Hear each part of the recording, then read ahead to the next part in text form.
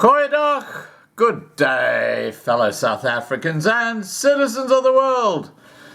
And just further evidence of the complete incompetency of this ANC government came out in an Old Mutual report, which says as follows.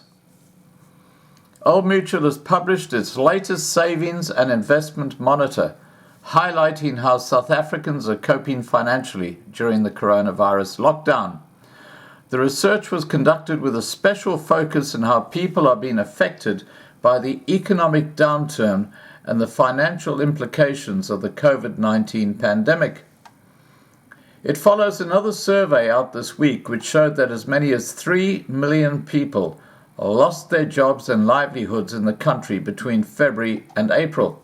Now, I've just put up a video on the 2020 channel where Ramaphosa is suggesting that everything is just hanky-dory, Maria Antoinette. If they don't have bread, I let them eat cake. That's the attitude of this president who is so out of touch with his people, it is ridiculous.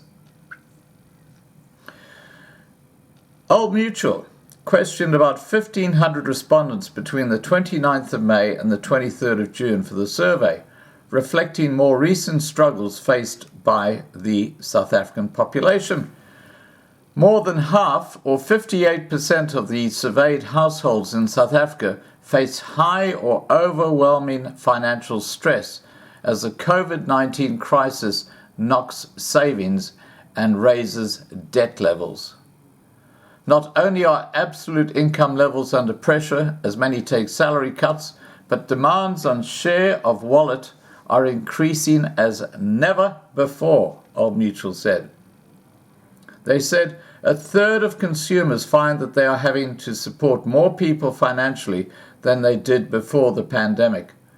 Couple that with a constant fear of retrenchment or loss of income, and no wonder stress levels have skyrocketed. And guess who the only people who are sitting there as happy as Larry and making laws of the land and being paid by the taxpayer? Yeah, the black privileged, the ANC elite. This is completely sick, especially when you hear Ramaphosa's speech on Mandela Day. This guy is a joke. Let's continue. This again is the Old Mutual report.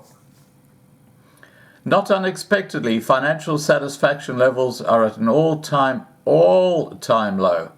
And whilst many anticipate an improvement in the next 6 months, only time will tell as the pandemic unfolds. Well, the pandemic has been so badly run by this corrupt ANC government under Zweli Mkhize's watch, which is predictable because the ANC cadres never get anything right. Their noses are too deep in the trough, stealing. That's what they're doing. They're more interested in how can I make a buck here and how can I make a buck there and who can I take money off and how can I do a backhander here. That's what they're all about. While they're supposed to be actually working for the people who voted them in. Forget that. This is just like China. China, you got the elite, and everybody else is down here. That's what's coming to South Africa. That's what the ANC government are bringing into South Africa. It's a communist regime. Buffer savings, already under pressure in 2019, have been further eroded with the resilience of relatively high earners now being tested, the survey results show. Consumers were asked to assess their availability of funds in the face of retrenchment or loss of income in 2020. Just over 40% of respondents said that they only have enough money to last a month or less, up from 28% in 2019. Let's have a look at that little chart and then we'll go to the next one.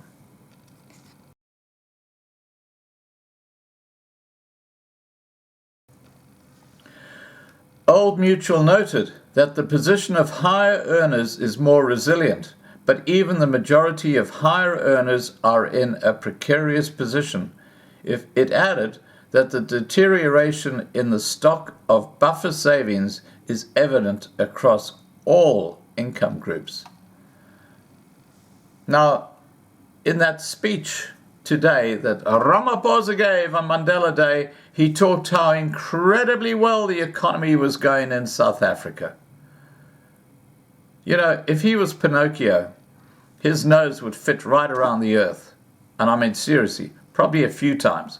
You know when Ramaphosa's lying because his lips are moving. Blunder lips. You know blunder lips? Yeah, okay. You got it in one. That's what we're talking about here.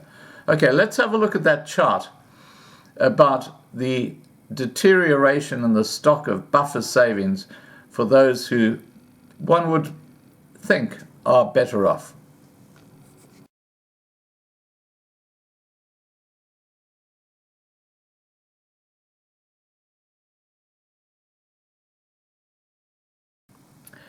And as Old Mutual went on to say, as incomes are cut and constrained or demands on the purse increase, especially as friends and family reach out for help, households are resorting to various different strategies to cope.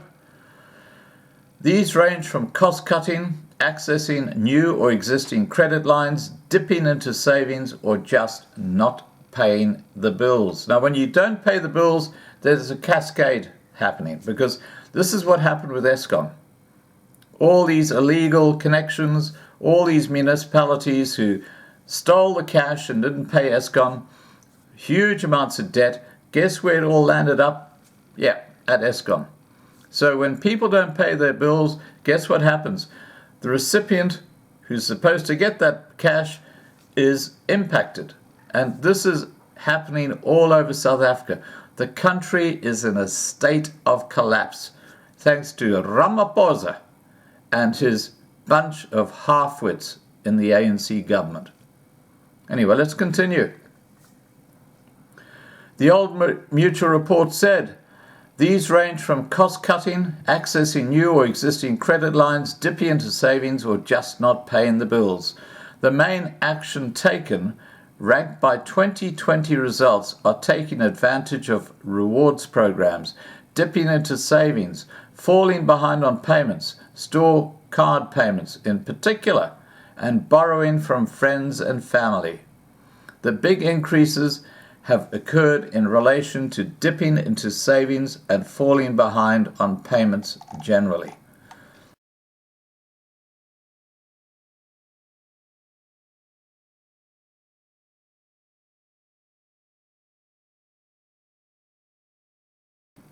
This is the ANC's legacy in just 26 years. As I've said so many times, it's time for the adults in the room to stand up and kick the kids out of the classroom, because they are screwing up South Africa for everybody. Please remember to subscribe to be kept informed. Ring the bell for the updates. Please like this video, please share this video, and above all, please stay safe.